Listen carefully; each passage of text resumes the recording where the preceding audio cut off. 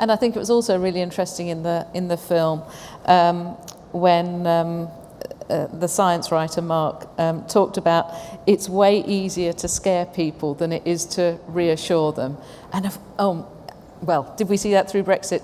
Let's not debate that one. But I mean, it is massively easier to Sure. if people have a little chink of concern about something, to then get something in there and leverage that into something much bigger Sure. than it is to say, don't worry about it, because then I guess it's the emotion versus the objectivity.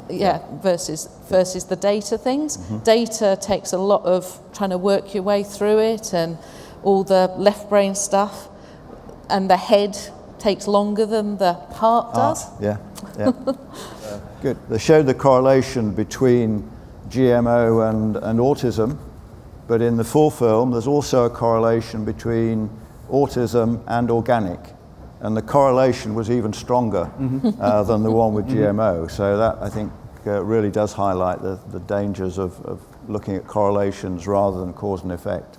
But panel members, any comment on well, experimental design is always incredibly important in these things, and I think one of the things that we're taught even at school, I think, is the null hypothesis, that your hypothesis is nothing is going to happen, and actually you have to disprove the null hypothesis. And it seems to me that an awful lot of the work that we see reported is actually people trying to reinforce a belief that they already have.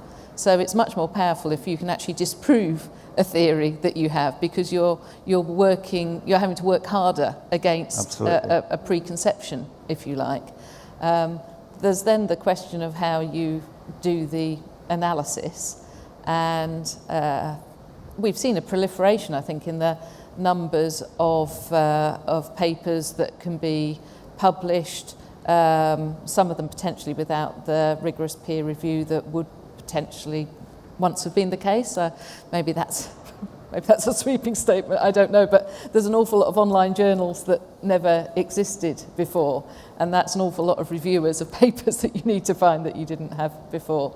And how many times have we also seen papers that are maybe even just posters at scientific meetings reported as a finding, when actually even the poster will say that it's an early piece of work that requires further studies, and we don't even know if that actually gets to be published if it's a poster at a scientific meeting. So there's an people can be quite good at grabbing hold of little lights at the end of tunnels before they're completely proven, and clearly that whole piece about risk of the uncertainty and repeating experiments, etc. We saw that come through. That just grab the message if you think it's the right one is a big temptation, I think. Yeah. Confirmational bias. We all have it. Yes. We all have it. Yes. Especially in our political views, I'm sure. Yes. I found it fascinating to see the change of views, particularly Mark Linus, who was on there, started off as an activist, then on the basis of looking at the science and was influenced by it. I wish more people were as much influenced as him. It was also interesting to see the change in views about the farmers when it affected their livelihood, particularly in Hawaii and Uganda with the papaya and the bananas.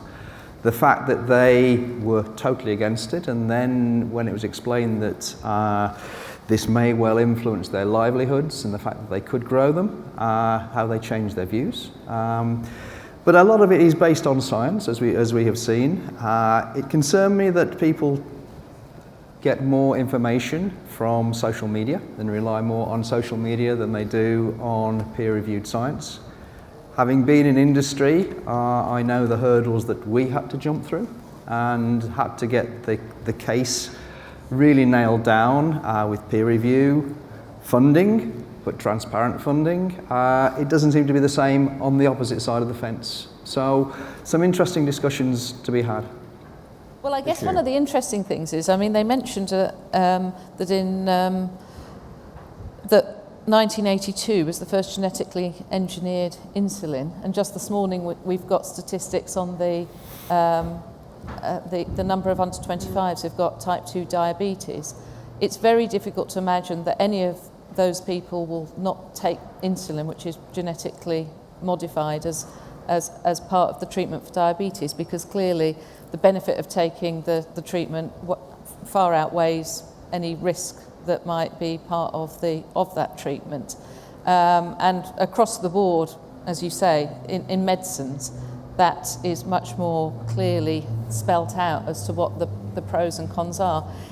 I think it's clear from the entire discussion on GM that unless consumers see a benefit to them, and if they see there's a massive benefit to the producer of the seed and not to anyone else in the chain, that they feel very, very uncomfortable about that, which I think is one of the reasons why GM is pretty much lost to us at this point.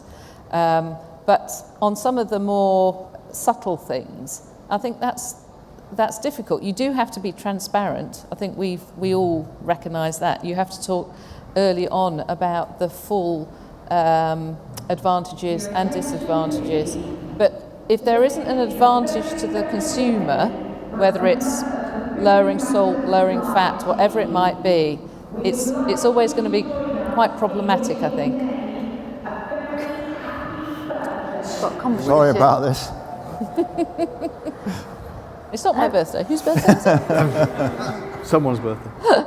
I think the other issue is the time scale, isn't it? In the medical situation, it's a short-term issue. If there's going to be a consequence very quickly if you don't do something. Whereas I think with certainly where we are now with GM, it's a more longer-term debate about future availability, security, supply, and so on. But Sally, Julian?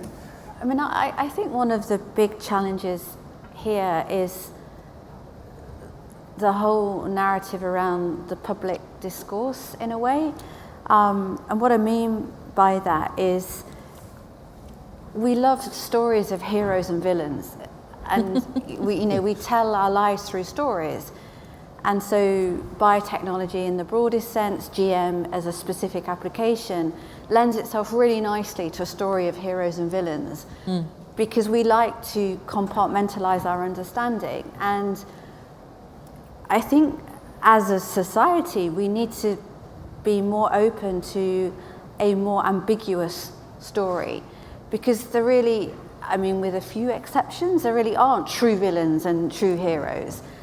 And yet, I think it was Donella Meadows, the great systems thinker, one of her quotes was, we treat the problems around us as though they are separate and linear, but actually the world around us is messy and it's complicated. And we don't like that, so we try and kind of simplify away and end up with, hugely polarized debates which don't help anybody. And there's something important for us all to get used to ambiguity and get used to uncertainty. And we don't like it, but the sooner we get used to that narrative of actually there is no black and white usually, it is shades of grey. And I think that the food industry as a whole has done a really poor job of creating a public discourse that is a discourse where we have a comfort with uncertainty. And I don't think governments have done a particularly great job either. But I think right now, as we're heading into a world where we have got to solve really, really quickly for things like climate change, then we need, I think, governments, business, civil society to come together and actually change the narrative from heroes and villains to the right pathways forward, which is a lot more complicated. And as Mark said in the film, it's just, it's so much easier to say that's bad than, in some applications, that actually is probably not the best and optimal use of that particular technology. I've fallen asleep before I've even finished the sentence, but there's something about creating a much more meaningful discourse, which is critical if we're going to problem solve for some of the challenges that we face.